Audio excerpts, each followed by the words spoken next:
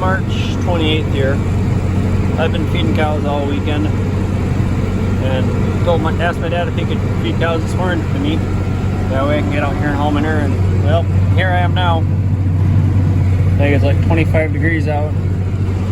Froze pretty hard 2 nights ago, and yesterday didn't thaw much. So I've been going since, about 1 o'clock on lumber load 3 here.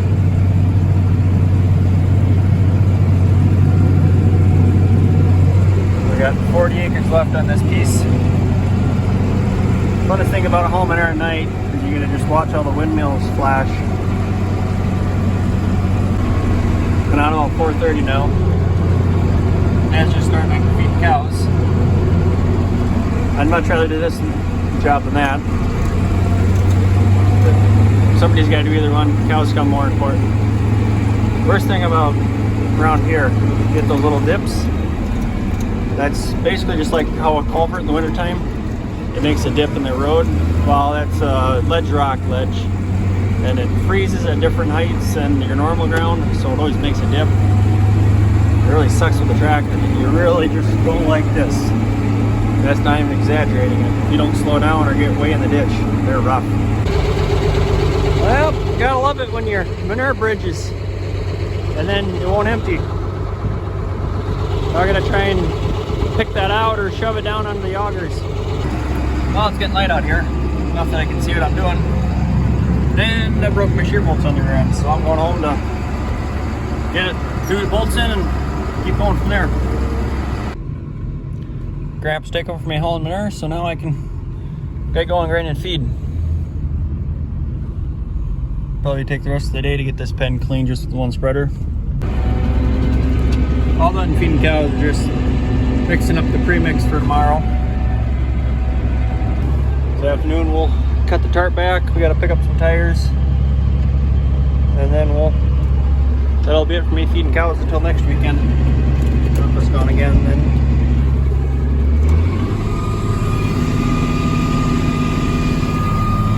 Backup camera, you can see when the feed starts piling up, then you got to roll forward a little bit. A little bit windy, but I'm peeling back the side of the pile.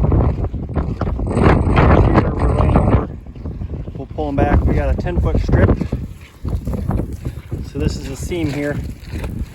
We can start it, get on the bucket, and just pull back, and it'll rip the whole way across.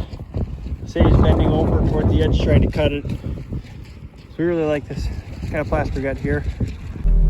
Now I got all thrown off the edge. I'm not gonna walk up next to that pile, so I just scoop them up the skid steer and stockpile them off to the side that it's far enough away, and then I'll stack them in the bucket. And then along our pit barn behind the tractor, we'll stack them up there. I got the tires all stacked up. We got airplane sidewalls over there, and then the regular semi sidewalls over there. With as windy as it is, I think I'll just let my uncle cut the tarp off tomorrow. Cutting it off is not the hard part. Trying to fold it up, it's gonna be a pain in the butt. 20-30 mile an hour winds. It's going to be about 2 o'clock here, and you can tell it's a little bit sloppy in the fields. So we're calling it quits for now. I just scooped everything that was left in that pen and just stockpiled it. And the next night that it freezes, I'll start hauling that stockpile. Here is ground that we've chiseled, and that might be drier than what hasn't been tilled yet. So I think we gotta start pumping our pit. We've got about 20 acres here in the corner that isn't covered yet from last fall. And our pit's about full, so we gotta start pumping it ourselves here pretty quick. There it is, one pen done. 3 more to go. This one's by far that takes the longest because it's most animals, and cows poop a lot more than calves. Yeah, I know you want your food. The expression "you can lead an animal to water but you can't make them drink" is the same as you can clean a cattle yard but you can't keep the stupid things from running right through the stockpile. Going here and hauling some more manure. Took over for Grandpa here so he can go home for dinner. getting a little bit iffy out here, but we're gonna keep pushing through it. And a little bit of a draw here, so if anything, this is the worst of it. But I think it's almost 40 degrees outside, so it's gonna be a nice warm day today. Here's the rock that ended up bending the sickle on my draper. It's definitely a biggie.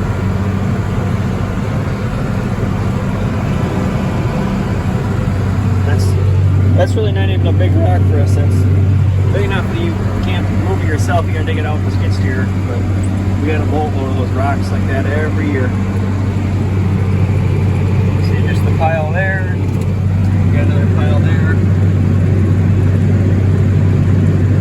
And then a mile down the road, we got another big one like that. Oh, it's April Fool's Day, so April 1st here. Home in there again. Got a pretty good crust on it, so we're trying to focus on this area right here, which is the muddiest. And I got a draw that runs through here, and those dark marks are where my grandpa got stuck. So fingers crossed we don't get stuck too. But I watch my track ruts, I can see if I'm breaking through the crust or not. And I am. Well, hopefully, with there being as much of a crust on the top, that helps keep your lugs clean. So even though you may sink in, your lugs aren't full of mud, so it's harder not to get stuck.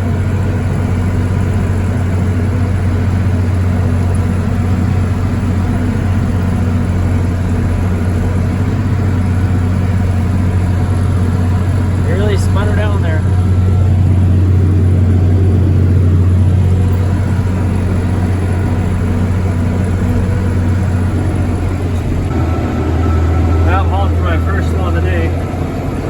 Up to about 35% slip there for a bit, so I think we'll just be hauling one load today.